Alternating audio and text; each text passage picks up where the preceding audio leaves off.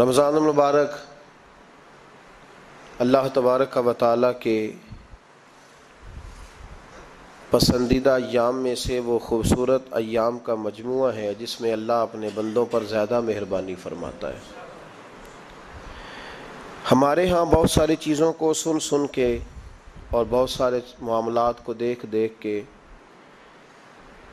ہم سمجھتے ہیں کہ یہ روٹین کی بات ہے، ہر سال روزے آتے ہیں، ہر سال رکھنے ہوتے ہیں۔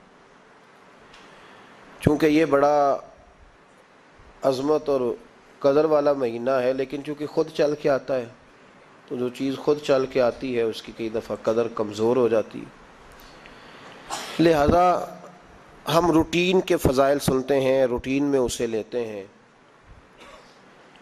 میرے عزیز، ہماری محافل جب ہوتی ہیں نا، محافل، تو ان میں نقیب محفل ہوتا ہے، اسٹیج سیکرٹری بھی لوگ اس کو کہتے ہیں اور بھی کئی ناموں سے پکارتے ہیں۔ وہ آنے والے شخصیت کا تعارف کراتا ہے، کہتا ہے کہ فلاں صاحب آنے والے ہیں، پھر یہ بھی کہتا ہے کہ وہ بڑے اچھے ہیں، بڑے خوبصورت بولتے ہیں، اب میں فلاں قاری صاحب کو دعوت دینے لگا ہوں۔ قاری صاحب جو ہیں وہ بڑی اچھی تلاوت کرتے ہیں، بڑی اچھی ان کی آواز ہے اور بڑا اچھا ان کا لہجہ ہے، وہ تعارف کرا رہا ہوتا ہے۔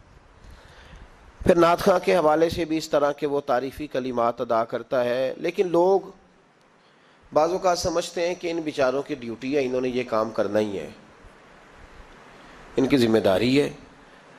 اور اسی طرح ہوتا بھی ایسے ہی ہے، ہماری محافل کے جو اکثر نقیب حضرات ہوتے ہیں ان کے جملے رٹے رٹائے ہوتے ہیں، وہ انہوں نے سب کو کہنے ہی ہوتے ہیں، وہ کہے جاتے ہیں۔ لیکن اگر کسی محفل کے اندر نقیب محفل کوئی بہت بڑا عالم ہو، بہت بڑا محدث ہو، شیخ الحدیث ہو، یا کسی خانقاہ کا کوئی صاحب تقوی صالح مسند نشین ہو، اگر وہ کھڑا ہو کے کہے کہ جناب آج میں آپ کو تعارف کرانے لگا ہوں، ایک بہت بڑے علامہ، ایک بہت بڑے صوفی آ رہے ہیں، پھر ہم سمجھ جائیں گے کہ جس کی ہمارے حضرت تعریف کر رہے ہیں وہ کوئی بڑا ہی اچھا آدمی ہے۔ پھر ہم سمجھیں گے نہیں، یہ روٹین کی گفتگو نہیں ہو رہی، یہ وہ رسم نہیں جو روز ادا ہوتی ہے، اس میں کچھ انفرادیت ہے، کچھ تخصیص ہے، کچھ اس کے اندر چیزیں زیادہ ہیں۔ وہ پھر انفرادی طور پر ہم تھوڑا سا اس کو زیادہ درجہ دیں گے، نہیں حضرت جی کہہ رہے تھے آج میں نے قبلہ سے سنا ہے، آج فلاں شیخ اور صوفی نے فلاں کی تعریف کی ہے تو بات کچھ زیادہ ہوگی۔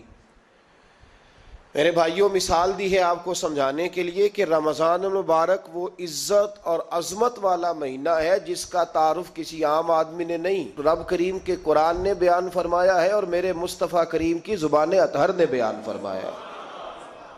لیکن آنے سے پہلے بخاری مسلم میں حدیث ہے، حضرت سلمان فارسی رضی اللہ تعالیٰ عنہ کہتے ہیں رمضان شروع ہونے سے پہلے نبی پاک نے ہمیں مسجد میں بلایا اور خطبہ ارشاد فرمایا باقاعدہ، اور ارشاد فرمایا لوگوں تم پر ایک مہینہ آنے والا ہے جس میں اللہ اپنے بندوں پر خاص قسم کی رحمتوں کا نزول فرماتا ہے۔ خود رسول پاک نے ہمیں کس قدر زیادہ اس مہینے کا اکرام کرنا ہے اور کس قدر زیادہ اس کو اہمیت دینی ہے اور کس قدر زیادہ ہمارے لیے وہ باعث عظمت ہے کہ جس مہینے کے فضائل خود رسول پاک علیہ السلام نے بیان فرمائے۔ اور نبی پاک صلی اللہ علیہ وسلم نے فرمایا کہ اس مہینے میں تم نفل پڑھو گے تو اللہ فرض کے برابر ثواب عطا فرمائے، اور فرض کا ثواب اللہ 70 گنا عطا فرمائے۔ کتنا؟ بولیے۔ اچھا ہوتا پتہ کیا ہے؟ ہمارے ہاں لوگوں کو پتہ چل جائے نا فلاں کاروبار آج کل زیادہ صحیح چل رہا ہے تو سارے لوگ وہی کاروبار شروع کر لیتے ہیں۔ سی این جی کچھ دنوں بڑی زبردست تجارت ہوتی تھی، تو میرا خیال ہے کہ ہر کلومیٹر پر الا ماشاء اللہ سی این جی نظر آتی تھی۔ اب لوگوں نے سمجھ لیا ہے کہ شاید کھانا کھانے کا لوگوں کا مزاج زیادہ ہے، تو ہم جس چوک میں کھڑے ہوتے ہیں، جس جگہ جاتے ہیں، وہاں لوگ سب سے پہلے بتاتے ہیں کہ یہاں فلاں ہوٹل بڑا معروف ہے، اس پہ آپ کو کھانا کھلائیں گے۔ تو اب ہر آدمی نے ہوٹل کھول لیا، بلکہ اللہ تعالیٰ معاف کرے، ہمارے ہاں تو تعلیم بڑی اچھی تجارت ہے۔ جب سے سرکاری اسکولوں کی حالت تھوڑی خراب ہوئی تو ہر بندے نے پرائیویٹ اسکول کھول لیا ہے، بہت بڑی تجارت ہے معاذ اللہ۔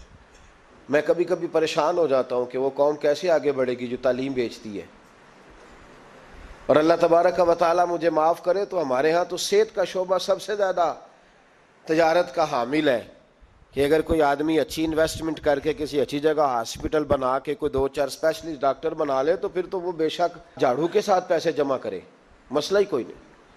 ہم یہ کرتے ہیں کہ جو پتہ محسوس ہوتا ہے نا کہ اس جگہ مجھے رمق زیادہ نظر آ رہی ہے، تجارت میری زیادہ بڑھے گی، تو لوگ ادھر توجہ کر لیتے۔ او خدا کے بندو، صحابہ کا مزاج یہ تھا کہ جہاں انہیں پتہ چلتا تھا نا اس نیکی کا ثواب زیادہ ہے تو وہ بھاگ کر اس نیکی کی طرف توجہ کرتے تھے۔ آپ صحابہ کی سیرت کی کتابیں دیکھیے، حضرت انس بن مالک رضی اللہ تعالیٰ عنہ فرماتے ہیں جب نبی پاک علیہ السلام نے رمضان کی شان بیان کی تو صحابہ کا یہ مزاج بن گیا کہ وہ اپنے سارے کام رمضان سے پہلے سمیٹ لیتے تھے، رمضان شریف سے پہلے سارے کام سمیٹ لیتے، لینے دینے کے معاملات صاف کر لیتے، خریداری ہو جاتی، گھر کے اندر کوئی کام کرانا ہوتا تو وہ رمضان سے قبل کرا لیتے، یکم رمضان کو وہ مسجدوں میں ڈیرے لگا لیا کرتے تھے۔ وہ کہتے تھے نیکیاں جمع کرنے کے ایام ہیں، نیکیاں۔ دیکھیں نا، سب سے مصروف ترین زندگی ہمارے نبی پاک صلی اللہ علیہ وسلم کی زندگی ہے۔ 23 سالوں میں نبی پاک علیہ السلام نے 2300 سالوں سے بھی زیادہ کام کیا۔ بڑا مصروف وقت تھا حضور کا، بڑا مصروف۔ ہمارے یہاں نا، میں ایک جگہ پہ حاضر تھا تو ایک بزرگ تقریر فرما رہے تھے، وہ کہہ رہے تھے اب خانقاہوں میں جو اللہ اللہ ہو رہی ہے وہ چھوڑ کے باہر نکلو، اب میدان میں نکلنے کا دور ہے۔ تقریر ختم ہوئی تو میں نے کہا حضرت ناراض نہ ہوئیے گا، ویسے کون سی خانقاہ میں اللہ اللہ ہو رہی ہے جہاں سے آپ باہر نکالنا؟ تو دور ہی گزر گیا اللہ اللہ کرنے کا، اب تو لنگر شنگر چل رہا ہے خانقاہوں میں، یا باتیں شاتیں ہو رہی ہیں، کیلو کال کی دنیا ہے، مستی اور حال کی تو کب سے چلی گئی۔ کم باذن اللہ جو کہتے تھے وہ رخصت ہو گئے، خانقاہوں میں مجاور رہ گئے یا گور کن۔ اب تو کہاں، آپ کس کو آپ کہہ رہے ہیں کہ اللہ اللہ چھوڑ کے باہر آؤ؟ کون اللہ اللہ کر رہا ہے؟ اللہ ماشاء اللہ ہے، حال ہی کوئی نہیں۔ اسلام فقط اللہ اللہ کا مذہب نہیں۔ نبی پاک صلی اللہ علیہ وسلم نے کہا لا رہبانیت فی الاسلام، میرے اسلام میں رہبانیت کا کوئی حصہ نہیں۔ ایک آدمی جا کے صرف مسجد میں بیٹھ جائے، حقوق سارے چھوڑ دے، بال بچوں کو بھول جائے، اسلام اس کی حوصلہ افزائی نہیں کرتا، حوصلہ شکنی کرتا ہے۔ وہ والی صوفی کا درس حضور نے نہیں دیا کہ مسجد میں بیٹھو اور بس مسجد میں بیٹھو، خانقاہ میں بیٹھو، بلکہ نبی پاک صلی اللہ علیہ وسلم ہمیں بدر میں بھی نظر آتے ہیں، حضور خود جنگ کا لباس پہن کر ہمیں احد میں دکھائی دیتے ہیں۔ نبی پاک صلی اللہ تعالی وسلم ہمیں خندق کے موقع پر ہاتھ میں کدال پکڑ کر نبی پاک علیہ السلام ہمیں کھدائی کرتے ہوئے نظر آتے ہیں۔ مسجد نبی تعمیر ہو رہی ہے تو حضور ہمیں خود اینٹیں اٹھاتے ہوئے دکھائی دیتے ہیں۔ سارے کام حضور نے کیے ہیں، لیکن میرے بھائی یہ یاد رکھو، اگر بدر میں جانا میرے نبی کی سنت ہے تو غار حرا میں چپ کر کے بیٹھ کے اللہ اللہ کرنا یہ بھی میرے نبی کی سنت ہے صلی اللہ تعالی علیہ وسلم۔ اگر احد میں، خندق میں، حنین میں، میدان میں رہنا حضور کا طریقہ ہے تو غار ثور میں 3 دن اللہ اللہ کرنا بھی نبی پاک کا ہی طریقہ ہے۔ اگر سارا دن تبلیغ کرنا حضور کا طریقہ مبارکہ ہے تو ساری رات مصلی پہ کھڑے رہنا، اور صحیح مسلم میں حضرت عائشہ فرماتی ہے کہ قدموں پہ ورم آ جانا یہ بھی تو میرے نبی کا طریقہ ہے نا۔ تو میرے بھائی اس کو کون اپنائے گا؟ مصروف ترین زندگی نبی پاک کی، اس کے باوجود اللہ کے رسول ہر سال 10 دن کا اعتکاف کرتے تھے، ہر سال۔ ایک سال جہاد پہ گئے تھے، اعتکاف نہیں ہو سکا، اگلے سال میرے نبی پاک نے 20 دنوں کا اعتکاف فرمایا، پچھلے 10 دن کا۔ میں نے ایک بزرگ کی تعریف کی، ایک اپنے بڑے پیارے میرے محبت والے دوست ہیں، ان کے سامنے میں نے کہا یار یہ بندہ بڑا 4 سال اعتکاف کرتا ہے، تو انہوں نے ترجمہ کر دیا میری بات کا، تھوڑی سی تشریح کر دی، کہنے لگے ماشاءاللہ فارغ ہو گئے، اب بچوں کی شادی ہو گئی، اب فارغ ہیں۔ تو میں نے کہا کہ آپ یہ کہنا چاہتے ہیں کہ جو فارغ ہوتا ہے وہ اعتکاف کرتا ہے؟ آپ یہ کہنا چاہ رہے ہیں؟ چونکہ میرا پیار تھا تو میں نے کہا ان سے کہ جو کوہ طور پہاڑ آپ نے سر پہ رکھا ہوا ہے آپ بھی ذرا اتار کے پھینکیں، دیکھوں تو صحیح کہ آپ کون سا مار کا فتح کر رہے ہیں۔ کس طرح کا ہمارا رویہ ہے، کس طرح کی ہماری سوچ۔ اگر کوئی شخص خیر کا کام کر رہا ہے تو بجائے اس کی حوصلہ کہتے ہیں فارغ ہے، بچوں کی شادی ہو گئی، بچے کام کاج کرتے ہیں اس لیے بیٹھتے ہیں۔ تو میں نے کہا آپ نے جو پہاڑ اٹھایا وہ بھی ذرا دکھائیں، روٹی آپ بچوں کو دیتے ہیں کہ اللہ دیتا ہے؟ ان کی پرورش کی ذمہ داری آپ کی ہے یا رب کریم کی ہے؟ تو 2 گھڑیاں محنت کرنے کا مطلب یہ ہے کہ تم نے پہاڑ اٹھایا ہوا ہے سر پہ؟ تو اس طرح کے فلسفہ ہم بیان کرتے ہیں. افسوس یہ ہوتا ہے کہ رمضان المبارک اس میں بھی وہی سیاستیں، وہی خوش گپیاں. میں تو دعا مانگتا رہتا ہوں کہ اللہ روزوں میں کوئی الیکشن نہ آئے. آپ بھی آمین کہہ دیں. ورنہ وہی مصیبتیں، وہی جھوٹ سچ، وہی دروازوں پہ وہی. خدا کا واسطہ بس کر دو، رمضان شریف ہے، ٹھہر جاؤ ذرا. کیا ہو گیا ہے؟ میرے نبی پاک صلی اللہ علیہ وسلم نے فرمایا 11 مہینے جنت سجائی جاتی ہے اور پھر رمضان میں اللہ اپنے بندوں کے لیے جنت کے دروازے کھول دیتا ہے. 1 گھنٹہ پہلے صفائی کرتے ہیں مہمان نے آنا ہو تو 1 گھنٹہ، ورنہ بچے دوبارہ سے پھر چیزیں بکھیر دیں گے. 1 گھنٹہ پہلے صفائی ہوتی ہے، لمبی نہیں. لیکن میرے نبی پاک نے فرمایا رمضان کے لیے رب کریم 11 مہینے جنت کو سجاتا ہے. چھوٹی بات ہے، روزے آ گئے، معمولی حیثیت ہے. ہم لوگ انہی معاملات میں، میں منع کرتا ہوں، ہمیشہ منع کرتا ہوں، آپ کو ہر سال منع کرتا ہوں. میں پابندی سے 1-2 اخبار ڈیلی دیکھتا ہوں. میرا ناشتہ نہیں ہوتا جب تک اخبار نہ ہو، چونکہ بزرگوں کا فتویٰ ہے جمعے کا خطبہ وہ دے جو عالمی حالات سے باخبر ہو. ہم کوئی رسمی تقریر نہیں کرتے کہ لوگوں کو کہیں کہ روزے آ گئے ہیں تو کون سا مہینہ چل رہا ہے تو مہینے کے حساب سے خطاب ہو. رسول اللہ صلی اللہ تعالی علیہ وسلم کی امت کے جو ذمہ دار اور پہرے دار ہوتے ہیں انہیں امت کی پہرے داری کرنی ہوتی ہے. اس لیے وہ یہ نہیں دیکھیں گے کہ کون سا موضوع چل رہا ہے اس پر میں نے 1 گھنٹہ گزارنا ہے. ترجیحات پر بات ہوگی. بات یہ عرض کر رہا تھا کہ میں رمضان شریف میں اخبار نہیں دیکھتا. میری اپیل ہے آپ سے کہ آپ رمضان شریف میں نا رمضان ٹرانسمیشن بھی نہ دیکھیں، ٹی وی پہ خبریں بھی نہ سنیں. سارا سال سنیے خبریں. ہماری خبریں سننے سے ملک میں کیا انقلاب آ گیا ہے. یا وہ جو ہم نے چوک میں کھڑے ہو کے تجزیہ کیا تھا اس سے کتنے لوگ سنور گئے. چھوڑیں، جتنا وقت ملے وہ آ کے مسجد میں بیٹھیں، اللہ کے گھر میں وقت گزاریں، ٹائم دیں. عبادت آپ کو زندہ کرے گی، روحانیت پیدا کرے گی، توانائی آئے گی، خوبصورتی آئے گی آپ کے اندر، آپ زندہ رہیں گے. دنیا داری دلوں کو مردہ کرتی ہے. قرآن کی تلاوت، اللہ کا ذکر، مسجد کی حاضری روح اور دل کو زندہ کر دیا کرتا ہے. مسجد میں بیٹھیں، وقت دیں، مہربانی کریں. اور یہ بھی آج میں بڑی ذمہ داری سے عرض کر رہا ہوں، اگر آپ کبھی زندگی میں مجھے بھی دیکھیں نا ٹی وی میں کسی عورت کے ساتھ میں کسی پروگرام پہ بیٹھا ہوں تو آپ بالکل لحاظ نہ کریں. آپ بالکل وہ چینل بند کر دیں. ہمیں ضرورت ہی نہیں. میرے لیے کوئی مفتی دلیل نہیں ہے. وہ عورت کے ساتھ بیٹھا ہے پروگرام میں. میں نے تو وہ والا قرآن پڑھا جس میں اللہ کریم نے کہا عورتیں آ جائیں تو مرد نظریں نیچی کر لیں. ہم نے تو وہ والا قرآن پڑھا جس میں حکم ہے کہ مرد آئے تو عورت اپنی نظر نیچی کر لے. تو جہاں علامہ صاحب کے سامنے لڑکی بیٹھی ہے ٹی وی میں انٹرویو لے رہی ہے وہاں نظریں نیچی ہوتی ہیں؟ کہاں سے فتویٰ آیا؟ حضرت جنید بغدادی تو فرمایا کرتے تھے کہ حسن بصری پڑھانے والا ہو، رابعہ بصری پڑھنے والی ہو، تو پھر بھی ان کو بغیر پردے کے پڑھنے پڑھانے کی اجازت نہیں ہے. بات ختم ہو گئی. میں کل مجھے سرکاری یونیورسٹی ہے جامعہ کوٹلی کشمیر کی، انہوں نے مجھے دعوت دی کہ آپ کو لیکچر دینا ہے سائنس، تقوی اور رمضان. تو اسٹوڈنٹس ہوں گے، کچھ پروفیسر ہوں گے. تو میں نے کہا کہ اتنے بڑی جگہ آپ نے مجھے بلا لیا، یونیورسٹی لیول کے طلباء تو بڑے آگے جا چکے ہوتے ہیں. چلیں خیر، میں وہاں حاضر ہوا. جب میں پہنچا تو ایک پروفیسر صاحب مجھ سے کہنے لگے کہ لڑکیاں بھی ہیں. تو میں نے کہا کہ ٹائم دیتے وقت آپ سے گزارش کی گئی تھی کہ لڑکیاں نہیں ہونی چاہیے. تو وہ ایک جملہ بولنے ہی لگے تھے تو میں نے ان سے کہا کہ آپ مجھے دکیاں نوس مولوی سمجھ لیں، میں پرانے خیالات کا ہوں، آپ مجھے پرانا سمجھ لیں. اس لیے کہ میرے حضرت صاحب فرمایا کرتے تھے ہر چیز نہیں لے لینا، دین نہ نیا لینا. وہ 1400 سال پرانا ہی ہمیں ٹھیک ہے، ہمیں نیا دین نہیں چاہیے. کہنے لگے جی وہ بچیاں تھوڑی پیچھے بیٹھ جائیں گی. میں نے کہا آپ درمیان میں پردہ لگا لیں، میں انہیں نہ دیکھوں وہ مجھے نہ دیکھیں. ٹھیک ہے، بات سنیں، ختم ہو گئی. لیکن اگر وہ سامنے بیٹھیں گی تو ہم نہیں بات کریں گے. تو وہ چونکہ پی ایچ ڈی لیول کے لوگ ہوتے ہیں، زیادہ پڑھے ہوتے ہیں، دلائل دینے کی کوشش کی. تو میں نے کہا میں دلیل نہیں سنتا، میں سنتا ہوں یا اللہ کا قرآن یا مصطفیٰ کا فرمان. تو آپ مہربان. لیکن انہوں نے ضد نہیں کی، بڑے اچھے لوگ تھے. انہوں نے کہا جی ٹھیک ہے لڑکیاں نہیں بیٹھیں گی. میرا عرض کرنے کا مقصد یہ ہے کہ کیا فرق پڑتا ہے ہمیں. بہت سارے ذرائع ہیں عورتوں تک پیغام پہنچانے کے، پیغام پہنچ جاتا ہے، کوئی حرج نہیں. آپ باپ پردہ بندوبست کریں. ہمارے رمضان کے فجروں کے درس میں ہزاروں کی تعداد میں عورتیں آتی ہیں، ان کے لیے باپردہ بیٹھنے کا بندوبست ہے. لیکن کوئی ضروری ہے کہ ٹی وی پہ ایک عورت بن سور کے سامنے بیٹھے اور آپ اس کے سوالوں کے جواب دیں. ہمارے لیے نہ کوئی مفتی دلیل ہے نہ کوئی شیخ الحدیث دلیل ہے.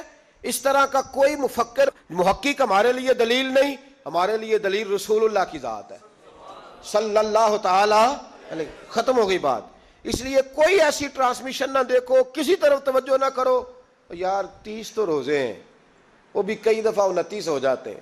اللہ کہہ رہا ہے ایام معدودات, ایک گنتی کے دن ہے. اور میرے بھائی کیا مصیبت ہے, میرا وقت نہیں گزر رہا. آپ یقین کریں اللہ جانتا ہے, ہم تو رمضان کو زنجیریں ڈالتے ہیں.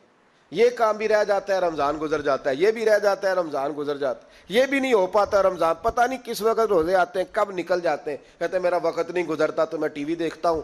قرآن سارا پڑھ لیا ہے, حدیثوں کا مطالعہ ہو گیا, اپنی آخرت کے لیے نفل سارے پڑھ لیے, تسبیحات ساری ہو گئی. جو اب ٹائم نہیں گزرتا تھا تو ٹی وی پہ جا بیٹھے. کدھر چلے گئے ہم؟ علامہ اسماعیل حقی نے حدیث لکھی, حضرت عائشہ صدیقہ رضی اللہ تعالیٰ عنہ فرماتی ہیں, تفسیر روح البیان میں موجود ہے. کہتی ہیں ایک دن حضور اچانک میرے ساتھ آرام فرماتے, بستر سے اٹھے نکل گئے. ہمیشہ نبی پاک علیہ السلام کا طریقہ مبارکہ تھا, جب رات کو تہجد کے لیے اٹھتے تو کہتے ابو بکر کی بیٹی حق تیرا ہے, وقت تیرا ہے, پر اگر تو اجازت دے تو میں اپنے اللہ کو راضی کر لوں. آج حضور نے پوچھا ہی نہیں, بستر سے اٹھے چلے گئے. کہتے میں اٹھی, میں نے دائیں بائیں دیکھا, محبوب نظر نہ آئے. حضور کی تامت استعمال شدہ پڑی تھی, وہ تامت میں نے اٹھا کے اوڑھ لی اور میں نکل گئی حضور کو تلاش کرنے.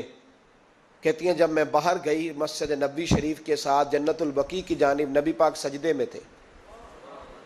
کہتی ہیں میں گئی, تھوڑی دیر کھڑی ہوئی, حضور نے آہٹ سنی تو پوچھا تو کون ہے؟ میں نے کہا میں عائشہ ہوں. تو محبوب نے فرمایا یہ عائشہ کون ہے؟ میں نے کہا یا رسول اللہ میں آپ کی زوجہ. فرمایا زوجہ کیا ہوتی ہے؟ یا رسول اللہ میں ابو بکر کی بیٹی. تو نبی پاک نے فرمایا یہ ابو بکر کون ہے؟ حضرت عائشہ کہتی ہیں میرا کلیجہ پھٹنے کو آیا, میں وہاں سے پریشان حال واپس آئی. جب میں گئی تھی تب بھی ہلکی ہلکی بارش تھی, واپس لوٹی تو پھر بھی ہلکے ہلکے قطرے بارش کے گر رہے تھے. میں آ کے ہامتی کامتی بیٹھ گئی. تھوڑی دیر گزری تو نبی پاک تشریف لے آئے. تو حضور صلی اللہ تعالیٰ علیہ وسلم نے مجھے پریشان دیکھا تو کہا عائشہ کیا ہوا؟ کہا حضور آج وہ ہوا ہے جو کبھی نہیں ہوا. یا رسول اللہ میں پریشان ہو گئی ہوں. حضور عجیب بات ہے, میں گئی ہوں, آپ نے پوچھا کون ہے تو میں نے کہا میں عائشہ. کا عائشہ کون؟ آپ کی زوجہ. فرمایا زوجہ کون؟ ابو بکر کی بیٹی. کا ابو بکر کون؟ اور پھر حضور میں گئی ہوں تو میرے کپڑے بھیگ گئے, آپ آئے ہیں تو کپڑے خشک ہیں, سمجھ نہیں آئی. تو لفظ سنو حدیث کے, نبی پاک نے فرمایا عائشہ لی مع اللہ وقت, میرا اپنے اللہ کے ساتھ ایک وقت ہوتا ہے. کس کے ساتھ؟ آج میرا دوستوں کے ساتھ وقت ہے, آج میرا گھومنے کا وقت ہے, آج میرا خوش گپیوں کا وقت ہے, آج میرا سیاحت کا وقت ہے, آج میرا پکنک کا وقت ہے. میرے نبی پاک نے فرمایا لی مع اللہ وقت, عائشہ میرا اپنے اللہ کے ساتھ, میرا اپنے اللہ کے ساتھ ایک وقت ہوتا ہے. اس وقت نہ وہاں کوئی فرشتہ آ سکتا ہے نہ کوئی نبی اور مرسل آ سکتا ہے. جب فرشتہ اور نبی نہیں آ سکتے تو عائشہ اور ابو بکر کیسے آ سکتے ہیں؟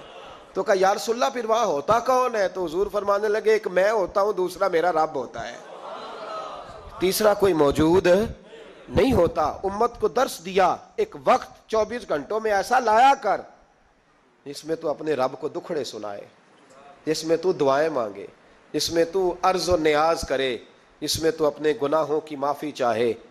اعلیٰ حضرت کے والد گرامی سے کسی نے پوچھا, مولانا نقی علی خان صاحب سے, کہ حضرت جی فرعون 500 سال ہی حکومت کر گیا, 500 سال ہی حکومت کر گیا, اللہ کا مقابلہ کرنے والا پکا کافر بے ایمان.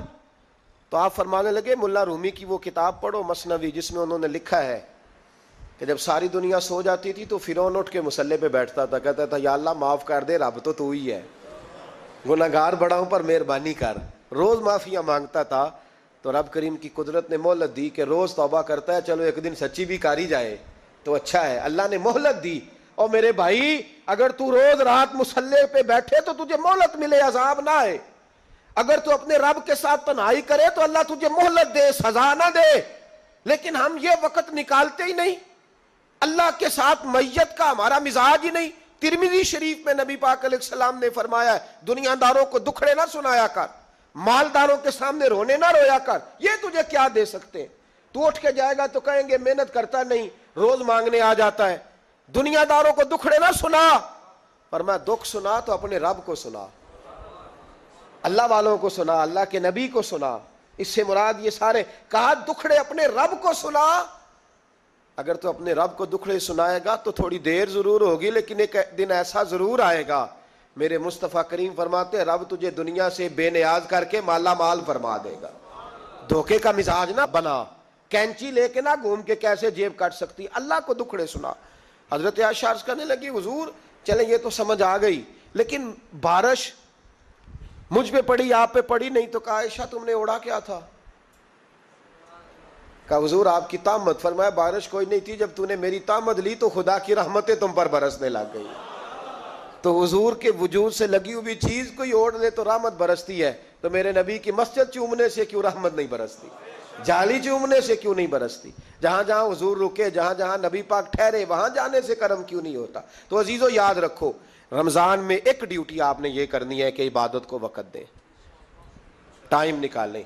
جو اتنے سے بھی فارغ ہے نا، وہ 19ویں روزے تک کل فارغ ہو کے 20 کو اعتکاف بیٹھے۔ زندگی میں ایک دفعہ اعتکاف تو ویسے بڑا ضروری ہے، ہمارے بزرگوں نے لکھا ضروری ہے ایک بندہ اعتکاف کر لے زندگی میں ایک دفعہ، ہر سال کرے تو سنت ادا ہوگی۔ ویسے سنت مؤکدہ الکفایہ ہے، بستی میں اگر کوئی بھی نہ بیٹھے گا تو سارے گناہگار ہوں گے۔ ہم انشاءاللہ اس مسجد میں اس سال اجتماعی اعتکاف کریں گے۔ میں نے یہ پروگرام بنایا ہے کہ لوگ اعتکاف تو بیٹھتے ہیں لیکن نہ بیچاروں کو قرآن مجید پڑھنا آتا ہے، نہ نماز وضو غسل کے مسائل آتے ہیں، نہ انہیں پتہ ہے کہ رات عبادت کیسے کرنی ہے۔ تو میں نے یہ ارادہ کیا، اس سال میں نے معافی لیا ہاتھ باندھ کے، میں نے کہا یار سارا سال میں پورے ملک میں گھومتا ہوں، اس سال رمضان میں میرا ارادہ ہے میں صرف اپنے شہر میں رہوں، میں کہیں نہ جاؤں، تاکہ جو جہاں سے بھی چل کے آئے اسے فون نہ کرنا پڑے، میں اسے مل جاؤں ویسے ہی۔ تو میں انشاءاللہ تعالیٰ یہیں رہوں گا، اور رمضان کی 10 راتیں میں اپنے اعتکاف والوں کے ساتھ گزاروں گا انشاءاللہ تعالیٰ۔ یہاں آپ لوگ آئیں، جو سنجیدہ قسم کے لوگ ہیں ان کو ساتھ لائیں، وہ یہاں آ کے اعتکاف کریں۔ لنگر شریف بھی ہم دیں گے جو ہماری توفیق ہوگی، اور انشاءاللہ دونوں وقت دیں گے اپنی توفیق کے مطابق، اور یہ کوئی صدقہ زکوٰۃ خیرات سے نہیں ہوگا، یہ آپ ہمارے مہمان ہوں گے تو یہ مہمان نوازی ہوگی انشاءاللہ تعالیٰ۔ تو یہ اپیل آخر میں اعلان کرنا تھا، پر چلو بات آ گئی تو میں نے شروع میں کر دیا۔ یہاں ہم مقدور بھر کوشش کریں گے آپ کے لیے اجتماعی اعتکاف کا بندوبست، ہمارے جو دیگر طلباء علماء ہوں گے وہ بھی آپ کے ساتھ وقت گزاریں گے، وضو غسل نماز کی چیزیں سکھائیں گے، آپ کو قرآن مجید پڑھنا پڑھانا سکھائیں گے۔ 10 دنوں میں جو ممکن ہو سکے گا ہم انشاءاللہ تعالیٰ کریں گے۔ تو اعتکاف میں وقت دیں۔ دوسرا کام آپ نے یہ کرنا ہے رمضان شریف میں کہ قرآن پاک زیادہ سے زیادہ پڑھنا ہے، پڑھیں گے انشاءاللہ۔ اگر آپ ناراض نہ ہوں تو ہم نے قرآن مجید پڑھنا بالکل ہی چھوڑ دیا، قرآن پاک کھلتا ہی نہیں، توجہ ہی نہیں، مزاج ہی نہیں، سارا دن بیت جاتا ہے، قرآن مجید نہیں کھلتا، قرآن مجید نہیں پڑھا جاتا۔ ایک شخص مجھ سے ملنا چاہ رہے تھے مسجد نبوی شریف میں حاضر تھا، تو وہ ایک دفعہ آئے گزر گئے، میں قرآن شریف پڑھ رہا تھا، پھر آئے تو گزر گئے قرآن شریف، تیسری دفعہ پھر آئے تو کہنے لگے آپ نے کتنا کو پڑھنا ہے؟ میں نے ان سے کہا کہ مہربانی کرو مجھے دعا دو کہ اللہ مجھے پڑھتا ہی رکھے۔ آپ نے یہ کیا لفظ ادا کر لیے کہ کتنا کو پڑھنا ہے؟ او خدا کے بندو، یہاں کام کیا ہے؟ اگر تلاوت بھی نہیں کرنی تو کرنا کیا ہے وہاں؟ میں اکثر کہتا ہوں کہ چونکہ ہم تو مسیتڑ ہیں، ہمارا تو مزاج ہے مسجدوں میں رہنے کا، چونکہ عام لوگوں کا مزاج نہیں ہوتا تو وہاں بھی بازاروں کو ٹائم زیادہ دیتے ہیں، خریداری میں وقت زیادہ لگاتے ہیں۔ اگر ہماری طبیعت مسجد میں بیٹھنے کی ہو، قرآن پاک پڑھنے کی ہو، تو بڑا ذوق بن جائے۔ قرآن مجید امام اعظم ابو حنیفہ امام اعظم رمضان شریف کے اندر 61 قرآن مجید پڑھا کرتے تھے۔ کتنے؟ 60 اور 1 61۔ ایک قرآن شریف دن میں پڑھتے، ایک رات کو پڑھتے، پورے دن میں قرآن مجید ختم کرتے، ایک رات کو۔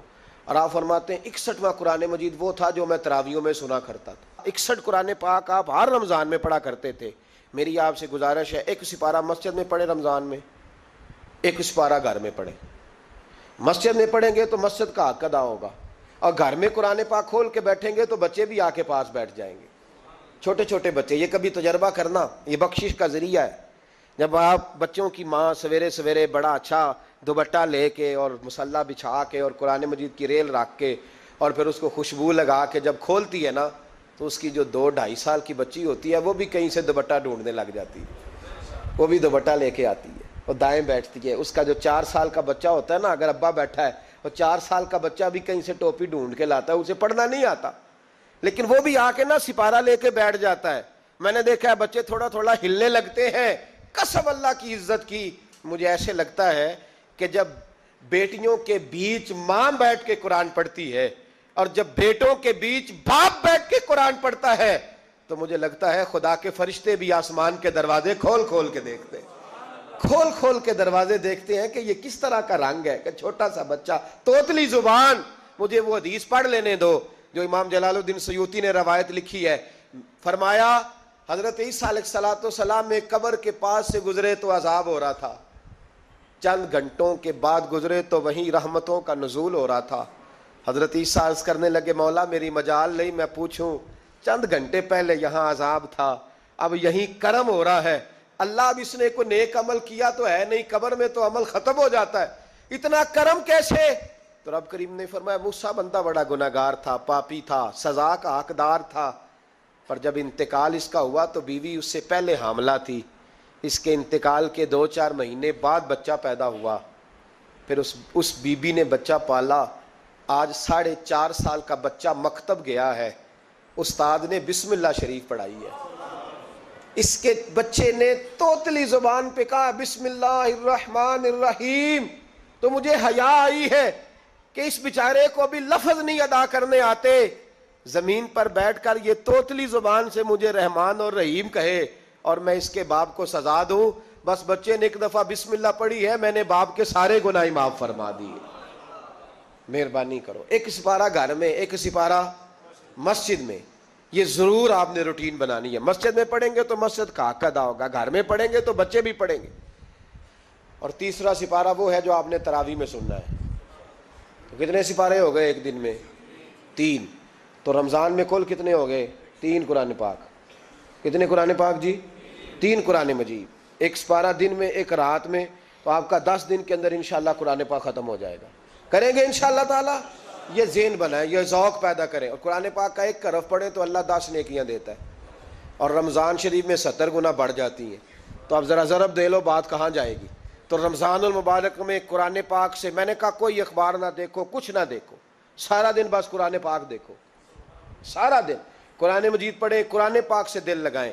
حضرت عبداللہ ابن مسعود رضی اللہ تعالیٰ عنہ فرماتے ہیں نبی پاک صلی اللہ علیہ وسلم نے مجھے بلا کے کہا مجھے قرآن پاک تو سنا. میں نے کہا یا رسول اللہ آپ پہ نازل ہوا, میں آپ کو سناؤں؟ تو فرمایا میرا دل کر رہا ہے میں تجھ سے سنوں.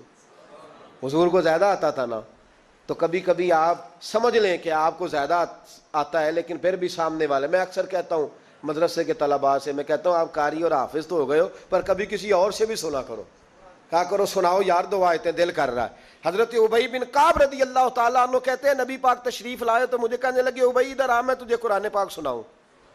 میں نے کہا یا رسول اللہ مجھے فرمایا مجھے اللہ نے حکم دیا ہے کہ میں تمہیں سناؤں. حضرت ابی رو کے کہنے لگے یا رسول اللہ رب کریم نے میرا نام لیا ہے. میں کہاں وہ کہاں؟ فرمایا ہاں تیرا نام لیا ہے. رونے لگے, کہنے لگے حضور پھر تو میں بڑا خوش نصیب ہوں, سنائیے میں سنتا ہوں. تو حضور سننا بھی حضور کی سنت ہے, سنانا بھی نبی پاک کی سنت ہے. قرآن مجید کو سنیں. اور پھر یار دکھ کی بات ہے نا کہ پاسپورٹ کے دفتر تو میں 2.5 گھنٹے کھڑا رہوں, شناختی کارڈ کے لیے میں 1.25 گھنٹہ کھڑا رہوں, اور میں پہلی دفعہ سعودی عرب جاؤں تو امیگریشن کے لیے 2.5 گھنٹے بھی مجھے لائن میں لگنا پڑے تو میں لگا رہوں. دنیا داری کے لیے تو میں اتنا کھڑا رہوں, اور تراویح کے لیے مجھے 1 گھنٹہ نہ کھڑا ہوا جائے تو میں بہانے کرتا پھروں. تو پھر یاد رکھو وہ حضرت سیدہ اسماء کا کرتی تھی, نبی پاک نے مجھے کہا تھا اسماء اللہ کے راستے میں گن گن کے نہ دینا ورنہ وہ بھی تجھے گن گن کے دے گا. جب ہم رب کریم کو وقت اس طرح دیتے ہیں کہ دنیا داری کے لیے تو ساری ہمارے پاس ہمتیں موجود ہیں, اور تراویح کا وقت آیا تو بہانے ڈھونڈنے لگ گیا. تراویح کا وقت آیا تو وہ جو ہے اس نے شروع کر دی بات کہ جناب میرے فلان جگہ تکلیف ہے اور مجھے بلڈ پریشر ہو جاتا ہے تو پسینہ بڑا آتا ہے. تو اب تو آسانیاں ہی بڑی ہیں. صحابہ کہتے جب ہم مسجد نبی میں نماز پڑھنے جاتے تھے, بارش ہوتی تھی تو مسجد میں پانی کھڑا ہوتا تھا, کیچڑ کھڑا بن جاتا تھا, تو ہم اپنی جھولیوں میں خشک مٹی ڈال کے لے جاتے, اپنی اپنی جگہ بچھا لیتے مٹی, اور پھر ہم نماز پڑھتے تو ہمارے پیشانیوں پر بھی مٹی لگ جاتی. تو ایک صحابی جھاڑ رہے تھے تو نبی پاک نے فرمایا نہ جھاڑ, جب تک چہرے پہ رہے گی فرشتے درود بھیجتے رہیں گے. اب تو اے سی لگے ہوئے مسجد میں، پھر بھی تو تراویح نہیں پڑھتا. تو ایک تو عبادت کو ٹائم دیں، دوسرا قرآن مجید زیادہ سے زیادہ پڑھیں، رمضان میں زیادہ سے زیادہ پڑھیں، مسجدوں میں ٹائم دیں. مجھے دکھ ہوتا ہے جب رمضان میں بھی نماز کے بعد مسجد کو تالا لگتا ہے. اگر ہم سارے آئیں مسجدوں میں، ہم رمضان شریف کے اندر وقت دیں، جس کے پاس ٹائم ہو وہ آ کے بیٹھ جائے، قرآن مجید کھول لے، تو میرا خیال ہے کہ مسجدیں بھی ہمیں دعا دیں گی کہ دیکھو ہر وقت انہوں نے میرے اندر تلاوت کی. ایک اور بات بھی عرض کرنی ہے، یہ مجھے کہا گیا ہے، میری اپنی طرف سے نہیں، یہ مجھے رکا دیا گیا ہے. کہہ دوں پکے نمازی ناراض تو نہیں ہو جائیں گے؟ جو پکے نمازی ہیں مسجدوں کے وہ میرے ساتھ وعدہ کریں، ناراض تو نہیں ہو جائیں گے؟ نہیں تسی نہیں بول دے، تساں ہو جانا. پکے بول دے نہیں پے، پکے کور دینے پے. پکے نمازی، یہ پکے نمازیوں سے بات، ناراض تو نہیں ہو جائیں گے؟ یہ بول کے بتائیں، انشاءاللہ کہیں. کچے نمازیوں کو شکوہ ہے کہ پکے نمازی رمضان میں ہمیں گھورتے ہیں. رکھے دیے مجھے انہوں نے، کہتے ہیں پکے نمازی، کہتے فصلی بٹیرے آ گئے نے. یہ زیادتی ہے، یہ ظلم ہے. آپ پکے نمازی ہیں تو مہربانی کریں، آپ وہ جو آپ نے صف لاٹ کرائی ہے نا اپنے نام پکی، کہ ایتھے میں بھینا روز تو کتوں آ گیا، یہ چھوڑ دیں آپ، مہربانی کریں. یہ اللہ کا گھر ہے، یہ کسی کے نام رجسٹری ہو سکتی. جو آیا ہے نا بیچارہ، چلو کبھی کبھی صحیح، مہربانی کریں اس کو ٹائم دیں، بیٹھنے دیں، کچھ نہیں ہونے لگا. اور جب وہ آئے نا تو دعا کریں، جب اس کو دیکھیں تو کہ یا اللہ یہ آیا ہے تو ہمیشہ آتا ہی رہے. اس کو دعا دیں، مہربانی. بچے شکوہ کرتے ہیں، کہتے ہیں پکے نمازی سانس نہیں لینے دیتے مسجد میں. اور ایک بات اور، یہ حضرت علی کا قول ہے، اس کو دل کی تختی پہ لکھ لینا، دل کی تختی پہ، شیر خدا کی شیروں جیسی باتیں. حضرت مولا علی شیر خدا فرمایا کرتے تھے، وہ نیکی کرنے والا اچھا نہیں جو نیکی کر کے اکڑ جاتا ہے اور دوسروں کو گناہگار سمجھتا ہے، وہ نیکوکار اچھا نہیں. فرمایا کرتے تھے اس سے وہ گناہگار اچھا ہے جو گناہ کر کے کم از کم شرمندہ تو ہوتا ہے نا. فرماتے ہیں جو گناہ کر کے شرمندہ ہو وہ زیادہ اچھا ہے اس سے جو نیکی کر کے اکڑ جائے. تو تھوڑی سی نیکی کر کے، پرہیزگاری کر کے ساری دنیا کو گناہگار سمجھنے لگ جانا، یہ تو بت پیدا کر لیا ہے تو نے اپنے اندر. اس بت کو توڑ دے. پتہ نہیں کون کب آئے اور اللہ کا ولی بن جائے. کوئی آیا لے کے چلا گیا، کوئی عمر بھر بھی نہ پا سکا. میرے مولا تجھ سے گلا نہیں، یہ تو اپنا اپنا نصیب ہے. تو مہربانی کریں پکے نمازی، تھوڑی شفقت کریں. یہ میں سب سے نہیں کہہ رہا، جو گھورتے ہیں صرف ان سے کہہ رہا ہوں.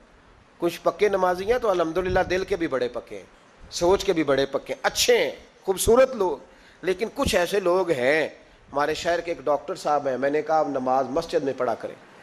ان کی عمر کافی زیادہ ہو گئی ہے تو کہتے ہیں حضرت میں پڑھوں گا انشاءاللہ. ان کو میں نے دوائی لینے گیا تو وہاں بھی میں نے بات شروع کر دی.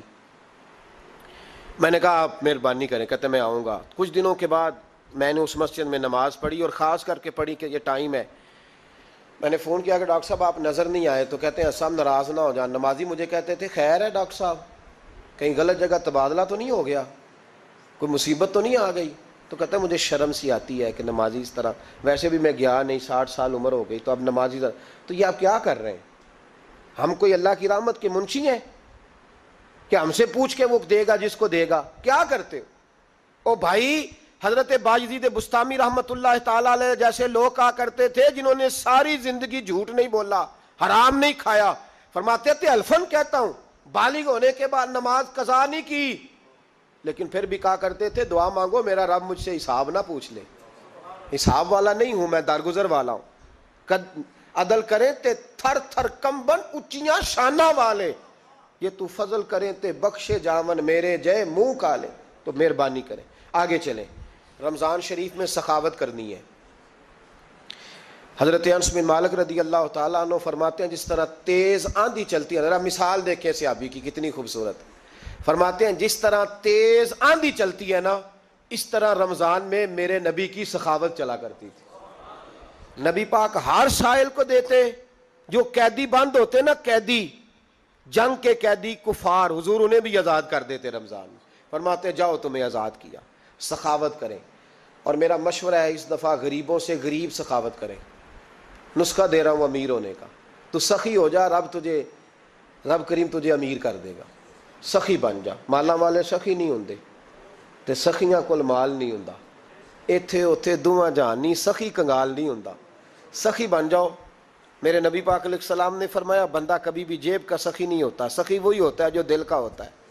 غریبوں کو میرا مشورہ ہے کہ 10 روپے دو لیکن رمضان میں روز دینا، ہر شام دینا، غریبوں کو ساتھ بٹھاؤ، روٹیاں کھلاؤ، افطاریاں کراؤ، غریبوں کے گھروں کے اندر سوٹ پہنچاؤ، مدارس کے طالب علموں کو کپڑے خرید کے دو، جو کچھ نہیں دے سکتا وہ ایک مسواک لا کے دے، ڈیوٹی کرو، اپنے دائیں بائیں غریبوں کا خیال رکھو۔ جن گھروں میں اکثر دیکھتے ہو کہ دال کا شاپر جاتا ہے، وہاں رمضان شریف میں صبح صبح گوشت پہنچاؤ، مہربانی کرو۔ غریب امیر تو کسی کو تب دے گا جب اس نے ووٹ لینے ہوں گے، وہ تو وہاں زکوٰۃ دے گا جہاں سے اسے پتا ہوگا کہ میری تعریف اچھی ہوگی، وہ تو مسجد میں اس وقت خرچ کرے گا جب اس کا نام بار بورڈ پہ لکھا جائے گا۔ غریبوں، تم نے ظلم کیا ہے۔ اگر تم اپنی 4 غریب بھائی مل کے ایک غریبنی بہن کا خیال رکھتے تو اس غریبنی کو محلے کے چودھری کے پاس نہ جانا پڑتا۔ اگر 4 غریب بھائی ایک غریب بھائی کا خیال کر لیتے، تھوڑے تھوڑے جو صاحب بحیثیت تھے، تو وہ مجبور نہ ہوتا۔ مہربانی کرو۔ حضرت عبداللہ ابن عمر رضی اللہ تعالیٰ عنہ ہر روز مدینے کے مسکینوں کو ڈھونڈ کے لاتے تھے، فرماتے تھے کہ ان کو ایک تھیلا دینا میں عزت نہیں سمجھتا، ڈھونڈ کے لاتے غریبوں کو اور اپنے سامنے دسترخوان بچھاتے رمضان میں، اور پھر ان پہ کھانے چنتے اور فرماتے غریب کھائیں گے تو میرا اللہ راضی ہوگا، ساتھ بٹھا کے کھلاتے۔ ایک بڑی عجیب بات ہو گئی، گھروں میں ہو جاتی ہے، جن گھروں میں زیادہ مہمان آتے ہیں وہاں یہ مسئلے بن جاتے ہیں۔ ایک دن زوجہ کہنے لگی کھانا آپ کا یہ آج مہمان کو نہ لائیے گا۔ کہہ دیتی ہیں نا بیویاں کبھی کبھی، یہ نافرمانی نہیں۔ اگر آپ کو کھڑا کیا جائے نا رمضان میں روزہ رکھ کے باورچی خانے تو لگ پتا جائے، اس کو نافرمانی نہ سمجھے، بیوی نے پکا کے نہیں دیا جی۔ تو حضرت عبداللہ ابن عمر کی زوجہ کہنے لگی آپ کا کھانا ہے، مہمانوں کا کوئی نہیں۔ تو حضرت عبداللہ ابن عمر کہنے لگے اللہ تجھے جزا دے، تو روز پکا کے دیتی ہے، چل اس طرح کر، مجھے سرکہ اور کھجور دے دے، روٹی میرے مہمان کو دے دے۔ تو آپ کی زوجہ رو پڑی، کہنے لگی اگر آپ افطاری والوں کا اتنا خیال کرتے ہیں تو میں نہ کروں؟ مجھے 10-20 منٹ کا ٹائم دے، میں اپنے اوپر وزن بوجھ ڈالوں گی، میں تھوڑی مشقت میں پڑوں گی، لیکن مہمانوں کے لیے افطاری کا ضرور بندوبست کروں گی۔ ہمارے ہاں تو افطاریاں بھی سیاسی ہیں، ووٹ اکٹھے کرنے کے لیے افطاریاں، اور ڈرو اللہ سے۔ کس کس نام پہ لوگ دنیا داری کریں گے، کس کس نام؟ غریبوں کو کھلاؤ کھانا جن کو سارا سال گوشت ملتا ہے ان کی۔ میں کل یونیورسٹی میں کہہ رہا تھا کہ بڑا ہاتھی ہوتا ہے پر بادشاہ شیر ہوتا ہے، اس لیے کہ شیر ہفتے میں 1 دن گوشت کھاتا ہے، اگر روز کھائے نا تو اس سے بھی نہ اٹھا جائے، جس طرح ہم سے نہیں اٹھا جاتا، اس سے اٹھا کوئی نہ جائے، وہ ہفتے میں 1 دن کھاتا۔ مگرمچھ سب سے دلیر جانور ہے دریائی جانوروں میں سے، لیکن 24 گھنٹے میں 700 گرام کھانا کھاتی ہے، اور شیر کا بھی پنجہ پکڑ لے تو شیر چھڑا نہیں سکتا، روٹی کھا کے تو حال ہی کوئی نہیں قوم کا۔ تو مہربانی فرمائے، فاقہ آپ کو طاقتور کرے گا، اور جتنا زیادہ انسان کھاتا ہے شہوانی قوتیں زیادہ ہوتی ہیں، اس لیے نبی پاک نے کہا تھا نوجوانوں کو یا شادی کر لو یا روزے رکھا کرو۔ اگر زیادہ روٹیاں کھاؤ گے تو تمہارے اندر نفسانی اور شہوانی قوتیں زیادہ پروان چڑھیں۔ تو مہربانی فرمائے رمضان میں غریبوں کے فاقوں کا خیال کریں، انہیں پہنچا کے آئیں، گھر جا کے دے کے آئیں۔ میں اکثر یہ روتا ہوں کہ ہماری مسجدوں میں نا 27ویں کو قاری صاحب کو سوٹ ملتا ہے، اس کے پیچھے سازش یہ ہوتی ہے کہ 27ویں روزے نہ تو درزی پکڑے گا نہ سی کے دے گا، تو ہم یہ سازش کرتے ہیں کہ دین جنا نہ ہوئے مولوی بھی ساڑھے ورگا سوٹ پا لے عید تے، تو پھر ساڑھے جی چودھری جی تے مولوی جی فرق ہی رہ گیا۔ تو 27ویں کو اس لیے دیتے ہو کہ درزی نہ پکڑے، اس بیچارے کو دینا ہے تو 1 رمضان کو دو، اس کو حضرت جی میرے والا جوڑا پہن کے آپ نے تراویاں پڑھانی ہے، یہ جمعہ آپ نے میرے سوٹ سے۔ مہربانی کریں، آپ جو آپ کے اپنے علاقے کے مسجد کے قراء ہیں، حفاظ ہیں، طالب علم ہیں، ان کو رمضان شریف سے شروع ہونے سے پہلے، اور کسی گھر میں آپ لنگر پہنچاتے ہیں 20ویں روزے تو 20 روزے تو فاقے سے انہوں نے رکھ لیے، اب آپ گھی لے کے پہنچ گئے۔ اگر رمضان کی نیت کر کے رمضان سے پہلے بھی دو گے تو اللہ رمضان جتنا ہی اجر عطا فرمائے گا۔ فطرانہ 1 رمضان کو دے دو، مہربانی کرو، تاکہ غریب کے گھر کے اندر چولہا صحیح جلے، اس کے بچے بھی کھانا صحیح کھائیں۔ میری یہ گزارش ہے کہ اگر آپ نے کسی غریب کی بچی کو کپڑا، لباس اور غریبوں کو کچھ لے کے دینا ہے تو رمضان سے پہلے لے کے دیں، تاکہ درزیوں کا ریٹ کم ہو، وہ کام جو ہے وہ جلدی ہو جائے۔ اور میری گزارش ہے مسلمانوں سے کہ اپنے سارے کام رمضان سے پہلے سمیٹ لو، اتنے قیمتی دن دوبارہ نہیں ملیں گے جو زندگی میں رمضان دوبارہ سے آ رہا ہے، سارے کام پہلے کر لو۔ ہمارے ہاں تو آپ یقین کر لیں، نہ درزی تراویاں پڑھتا ہے، نہ کپڑوں والا پڑھتا ہے، نہ کاج بٹن والا پڑھتا ہے، نہ نلکی والا پڑھتا ہے۔ وہ کہتے ہیں جی راشی سارا ان دنوں میں، وہ جو آخری 10 راتیں ہوتی ہیں نا رمضان کی، حضرت عائشہ صدیقہ رضی اللہ تعالیٰ عنہ فرماتی ہیں حضور ہمیں نفل کے لیے نہیں جگاتے تھے، پر رمضان کے آخری 10 دن فرماتے اٹھو، یہ سونے کا ٹائم نہیں. اور ہمارا وہی ٹائم سارا بازاروں میں گزر جاتا ہے. وہ جو کچھ لینے کا وقت ہے، شب قدر تلاش کرنے کا وقت ہے، وہ سارا ہم بازاروں میں گزارتے ہیں. ہم انشاءاللہ تعالی رمضان کی آخری 10 راتوں میں شب بیداری کریں گے، محفل کریں گے، تلاوت کریں گے، تسبیح پڑھیں گے، جو ہم سے ہو سکے گا. مسجدوں کا رخ کریں، یہاں پہنچ سکتے ہیں تو یہاں پہنچ جائیں، لیکن اپنا وقت ضائع نہ کریں. کوئی ایسا کام نہ کرے کہ جس میں ایک لمحہ بھی رمضان المبارک کا ضائع ہو. آخری بات سنیں، رمضان میں ہم نے کیا کرنا ہے. سارا سال دین کے لیے کوشش کی ضرورت ہے. سارا سال ہم جب کہیں جا کے دین کی بات کرتے ہیں تو ہمیں ایسا لگتا ہے کہ یہ لوگ بیچارے ترس رہے تھے کہ کاش کبھی پہلے ہمیں بات سننے کو ملتی. دین کی بات کی ہر وقت ضرورت ہے. رمضان کے اندر لوہا گرم ہوتا ہے. کیوں بھلا؟ شیطان قید ہو جاتا ہے. پہلے جب دین کا کام ہوتا ہے تو دو قوتیں آپس میں لڑتی ہیں. ہم تبلیغ کرتے ہیں، ایک دوسرے کو پیغام دیتے ہیں. شیطان جواب کے اندر کیا کرتا ہے کہ جب ہم یہاں کسی آدمی نے بات کی یا سنی تو بڑا دل نرم ہو گیا، لیکن جب گھر گئے تو شیطان نے پھر وسوسہ ڈال دی. رمضان میں ایسے نہیں ہوتا، صرف تبلیغ ہوتی ہے، شیطان قید ہوتا ہے، وہ کوئی غلط مشورہ دینے کی پوزیشن میں نہیں ہوتا. اب ہمیں کیا کرنا چاہیے کہ تبلیغ زیادہ کرنی چاہیے، جد و جہد کریں. اتنی جد و جہد کریں کہ یہ رمضان جو آنے والا ہے اللہ تعالیٰ اسے امت مسلمہ کی عزت کا مہینہ بنا دے.